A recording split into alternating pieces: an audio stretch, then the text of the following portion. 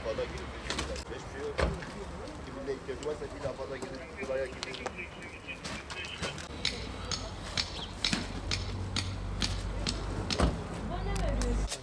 Tamam. Aşağıda da çadır var.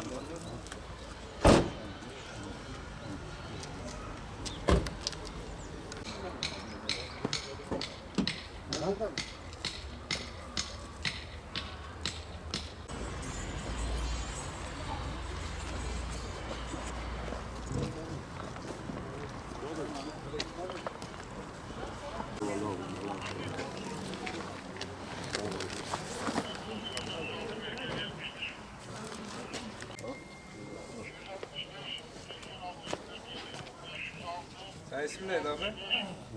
Çadır. Versin işte oraya istasyona versin ha.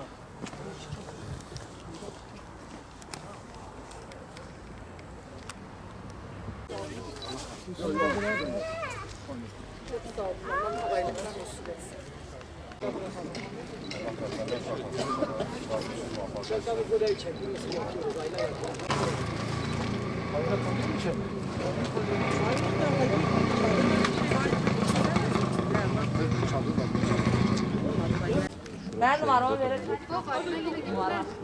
Hele gel gel. Tamam Bodrum'daysa biz ziyaret edelim Bodrum'dan. Kaç dakika işte?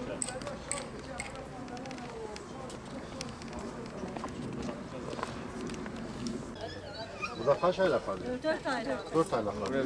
4 aylık Uluslararası Yardımtaşı Avrupa Eğitim Eli olarak şu anda Ablam bu yardımlar Avrupa Yetim Evi size getirmiş. Allah razı olsun. Avrupa'daki Allah'ın hayrını Müslümanlar kabul etsin. Müslümanlar için dua ediyor.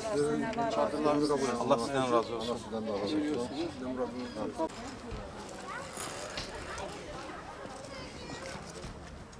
Gönderenlere de, getirenlere de her şeye teşekkür ederiz. İlk defa yeni almış yardımlarınızdan. Allah size razı olsun. Allah hayrınızı kabul etsin. Giremiyoruz şu anda. Beklemedeyiz. İşte şu anda dışarıdayız yani. Çadırdayız yani. Allah size razı olsun ya bu devletimizde de. Yardım edenlerde de. Abi bu katkıda bulunanlar hepsine çok teşekkür ederim. Allah razı olsun. Vallahi Allah bu günleri kimseye bu acıyı vermesin.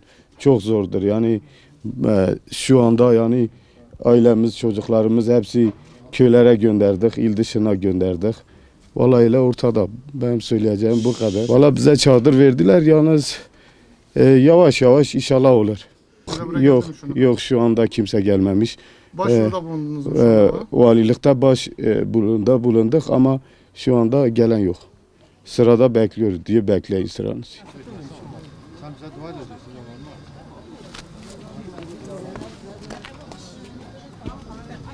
Çadırsın mı yenge? Buyurun. Geçmiş olsun. İstersen bak salı ocağın arkasında hiçbirinde bir çadır olmuyor. Bir bakan var yani.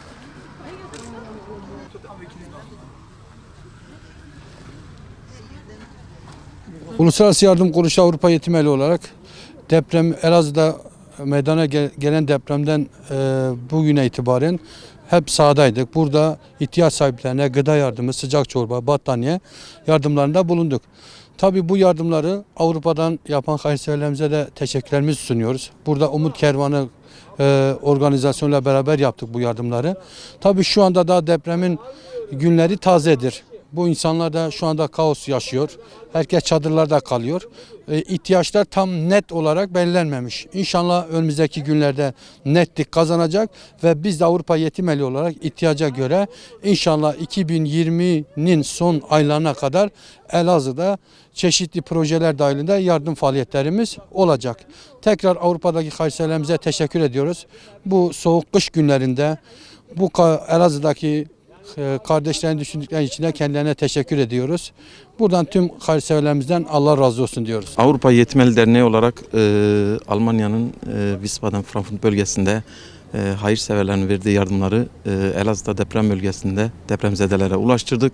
Burada çok büyük mağduriyetler var. İnşallah önümüzdeki günlerde gelen yardımlarla inşallah daha güzel projeler yapacağız ve bunu insanlara ulaştıracağız. Şu an soğuk kış günlerinde insanların yardıma çok ihtiyacı var. Buradan yardımseverlere tekrar rica ediyoruz. İnşallah yardımlarını devam ettirsinler. ve önümüzdeki günlerde biz de köprü görevi görerek bu yardımları depremzedelere inşallah ulaştıracağız. En çok ihtiyaç duydukları başta çadır geliyor. Hala da vatandaşlarımıza az önce dağıttığımız gıda paketler ve battaniyelerden çok çadır ihtiyacı var. Daha hala çadır ihtiyaçları giderilmemiş. O yüzden çadır, gıda, battaniye, yatacak yer ve çok soğuk olduğu için soba ihtiyaçları var.